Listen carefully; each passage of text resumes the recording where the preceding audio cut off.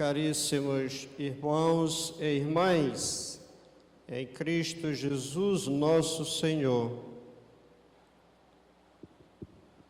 neste 30º domingo do tempo comum, a palavra de Deus nos traz presente o percurso do amor em duas direções: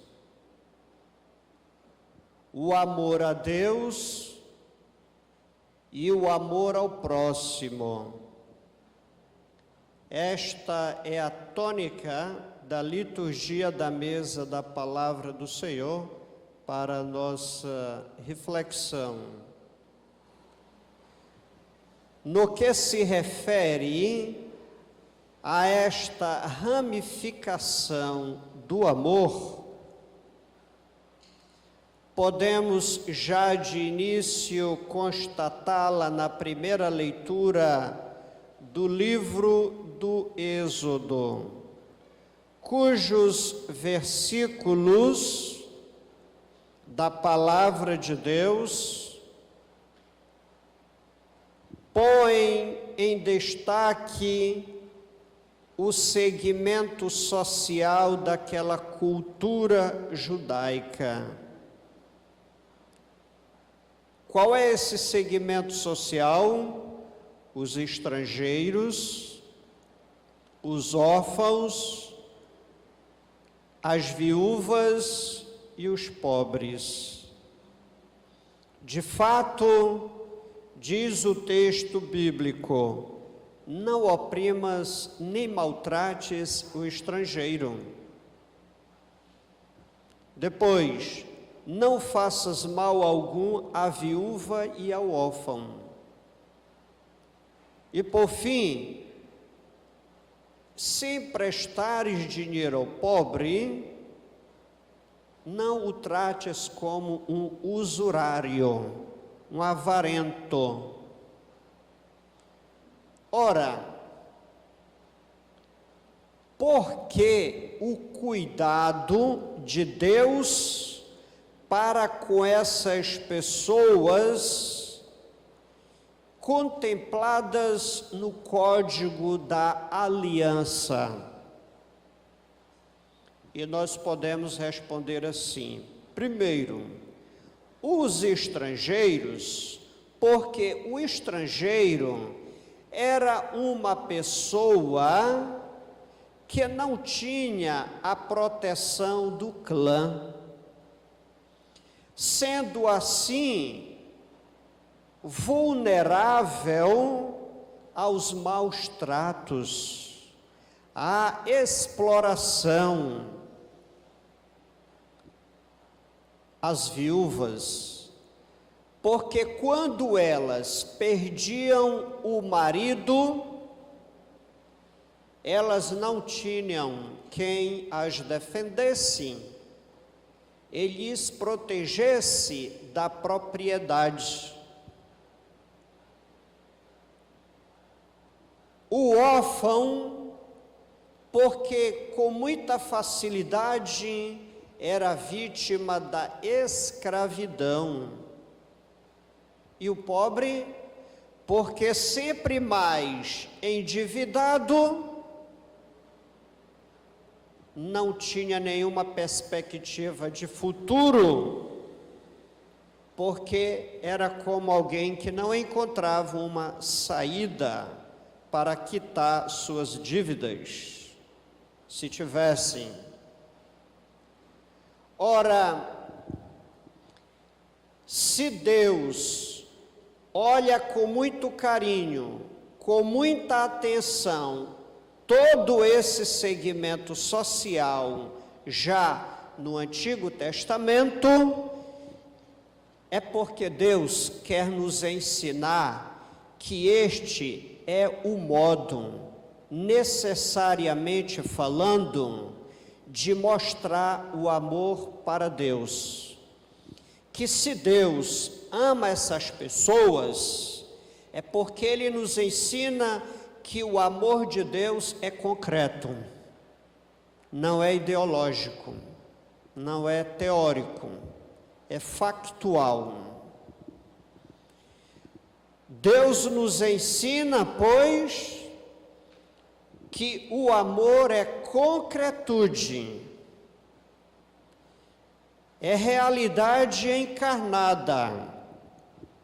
Aqui nós podemos entender porque na encíclica que o Papa Francisco assinou no dia 4 de outubro, cujo título é Fratelli Tutti, todos somos irmãos, ele traz presente a figura do estrangeiro, que é o imigrante, que sai de seu país por causa da guerra, com a família toda esfacelada, em busca de sobrevivência, enfrentando as tempestades, as escondidas pelo mar, as tempestades políticas, e ele vai dizer que para o homem e a mulher,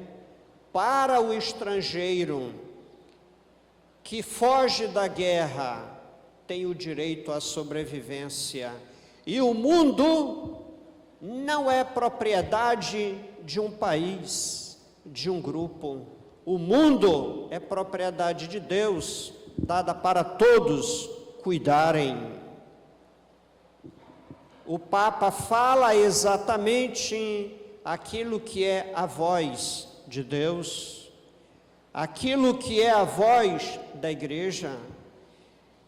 Ele fala na encíclica que é preciso cultivar uma fraternidade universal, uma amizade social.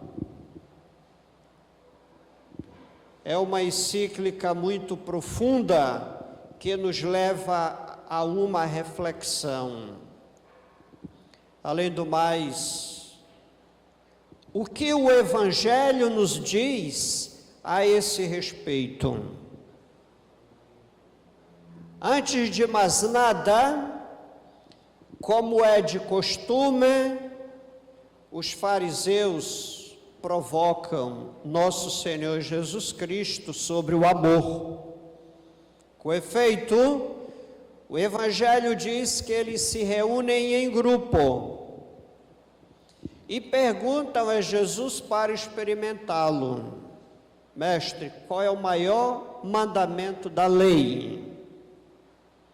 Ora, com esta pergunta, os fariseus esperavam do Mestre, como eles o chamam, uma resposta definitiva sobre o amor e, consequentemente, que dissesse que todos os mandamentos têm um valor igual. Quais são esses mandamentos? Os rabinos apresentavam 613 mandamentos, 613, e queriam que Jesus então corroborasse, confirmasse a igualdade de importância de todos esses mandamentos, mandamentos esses que inclusive contemplava os analfabetos como pessoas impuras. Eram mandamentos que já diminuía o próximo. Jesus vai responder com muita tranquilidade, com muita categoria.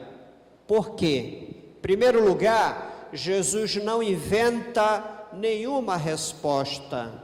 Jesus vai responder a partir do Deuteronômio. Primeira resposta: amarás o Senhor teu Deus de todo o teu coração, de toda a tua alma, de todo o teu entendimento. Em outras palavras, Busca amar a Deus plenamente e em todos os momentos da tua existência, da tua vida, onde quer que tu estejas. Segundo, Jesus também não inventa a resposta. Vai responder o que o livro do Levítico já ensina. Amarás o teu próximo como a ti mesmo. E Jesus é taxativo na conclusão. E olhem, fariseus, toda a lei e os profetas dependem desses dois mandamentos. Ponto final. Vejam, caríssimos, com esta resposta final de Jesus, entende-se que todo o Antigo Testamento e todo o Novo Testamento, toda a palavra de Deus apoia-se magistralmente nesta bifurcação do amor.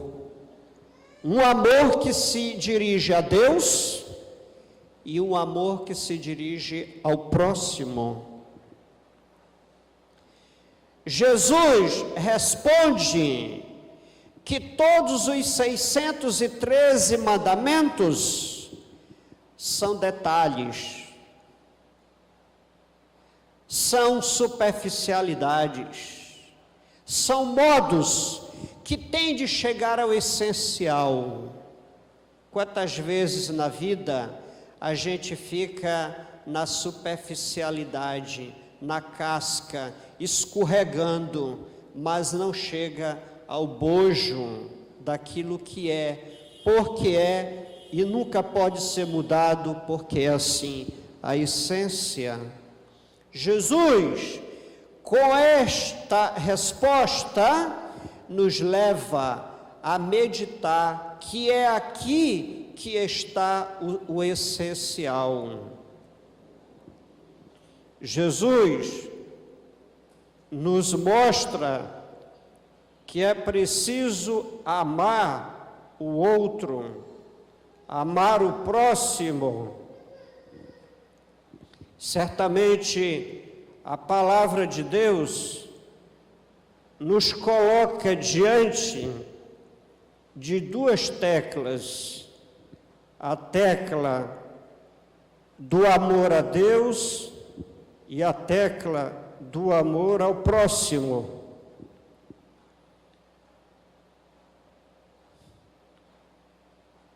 Certamente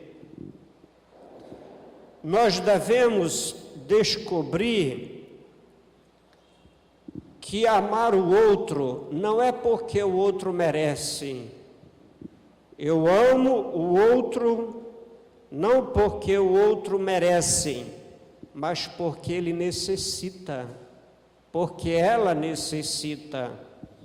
Deus nos amou, continua a nos amar, não porque nós merecemos, mas porque Ele sabe que nós necessitamos dEle. E que o amor é o único conceito capaz de transformar a humanidade. Por isso, na liturgia de hoje, nós devemos nos questionar: será que estamos exercitando o amor quando gritamos com o outro, quando diminuímos o outro, quando tentamos falar mal do outro? Nós nunca vamos estar amando concretamente. Como diz São João, quem diz que ama a Deus e não ama o próximo que vê, está mentindo. É exatamente o que o Senhor hoje nos ensina. Por isso, nós somos convidados nesta Santa Missa, meditando sobre a mesa da palavra, pedir ao Senhor que nos ensine a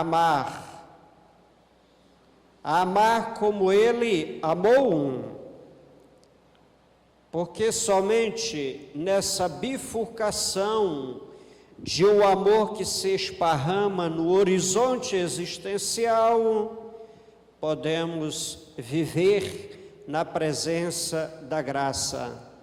Deus nos ama porque Ele sabe que nós precisamos do clima da graça para alcançar a santidade.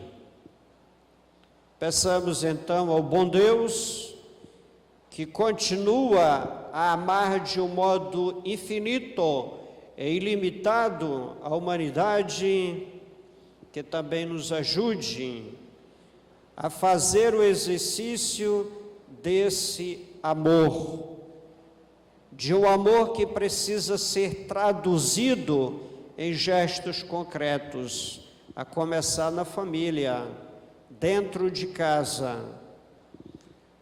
Somente o amor pode dar a paz interior aos nossos corações, porque Deus é fundamentalmente amor. E Ele nos amou de um modo tão concreto que se encarnou. Nos amou de um modo tão concreto que deu a vida por nós na cruz. E ainda na cruz disse ao Pai: perdoa, Pai, a todos porque não sabem o que fazem. Ou seja, não liga para isso não. Saibamos então que amar é uma necessidade de oxigenação para o nosso espírito, a fim de que este não viva todos os dias sufocado. E seja louvado nosso Senhor Jesus Cristo.